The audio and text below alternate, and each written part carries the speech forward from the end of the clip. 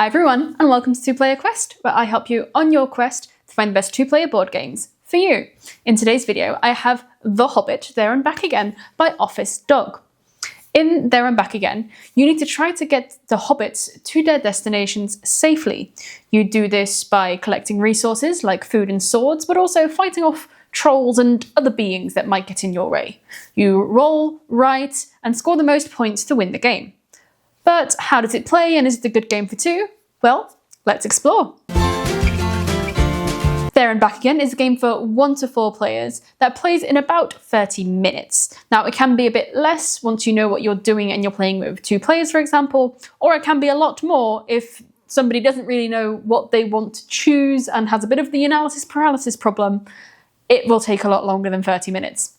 It's at a 1.89 on Board Game Geek for complexity, so it's definitely an easy game, and it's a low to medium luck kind of game.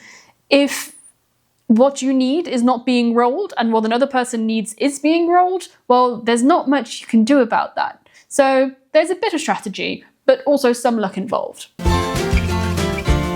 This is basically what the setup can look like at the start of any amount of players' turns. Every player grabs a marker and one of the books. You have a dice tray with the 5 white dice and 1 black dice that come with the game, and you have the markers. Now you open the book to the page that you want to play. So there's 8 parts in this series. We are going to start at part number 1. Every scenario has separate rules that are in the handbook. So for this scenario, we don't need the black die.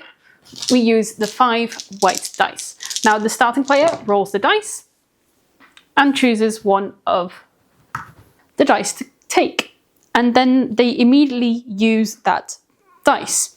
Now for scenario number 1, you need to connect all of these hobbits to Bag's End and feed them. So with these 2 straight lines, we could, for example, do this. Now we have connected the hobbit, we gave them bread, so that would score us these points. Then the next player takes a dice. So if you're playing with 2 players, the next player would take one, and then it's the next player's turn. So for 2, that would be the starting player again, and this time they choose to take a sword, in which case you would take a sword token, which are worth points at the end of the game. Now the points are shown on the left side, and the playing board is on the right. Once all the dice have been used, so in this example, the other player takes this one, and we take another sword, the next player is the starting player, rolling the dice, and you continue on until the goal is reached, which in this case is when somebody has connected all the 12 dwarfs. Now you could get extra points by connecting Thorin or Gandalf, but those aren't necessary. You can overlap certain things. So if you were to take this T shape and you wanted to apply it here, that would be allowed. So then you would overlap that T with that bit. So now you have another dwarf in Bag's End.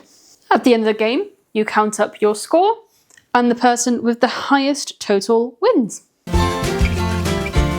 Teaching There and Back Again to new players is definitely quite easy. The basics will take you about 5 minutes, and then between scenarios you'll need to do a bit of explanation as well for the scenario-specific rules, but that will also only take a maximum of 5 minutes, so you can definitely get started very quickly.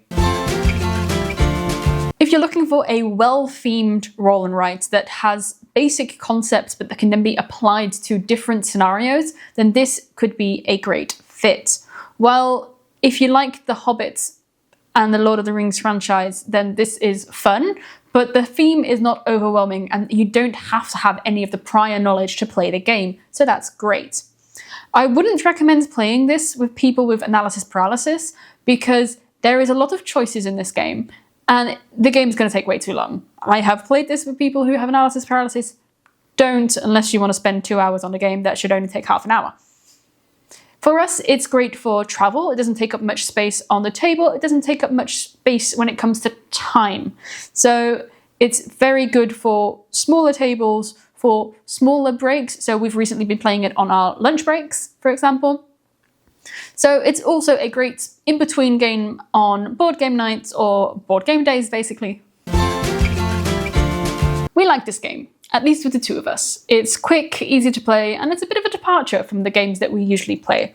I say I like it with the two of us because I've also played it with my family, and while it was interesting to play with my family, and I did enjoy the game, we have an issue with somebody with analysis paralysis that basically couldn't make decisions and spent about 5 minutes every time it was their turn to take a decision. And that time adds up and got very annoying. And you can't plan far in advance in this game because you don't know what is going to be rolled. So the analysis paralysis is going to keep being there. Now for us, this is a great car game. So we have an electric car which sometimes needs charging. And for those situations, this is a great game because you don't need much space. It takes about 20 to 30 minutes, which is about how long it takes to charge our car, but it still gives you the effect of playing a nice game. And with all the variants in this game, it still keeps it engaging after several sessions. So for us, that is a really good thing to have it for. While it does take longer with more players, that's mainly because you have to roll the dice more often. So with 2 players, you roll the dice, you have 5 dice, you each take 2 or 3 dice respectively. Now if you're playing with 4, only the first player takes 2 dice and the other player take 1, and then they need to be re-rolled again. So yes, it's going to take much longer, but not significantly longer as long as everybody chooses what they want relatively quickly. So it works pretty much the same at all player counts. We haven't tried the solo mode yet though, so I can't say much about that. And that brings us to the end of the video. Thank you so much for watching our review of There and Back Again. If you want to see another one of my videos, please click up here.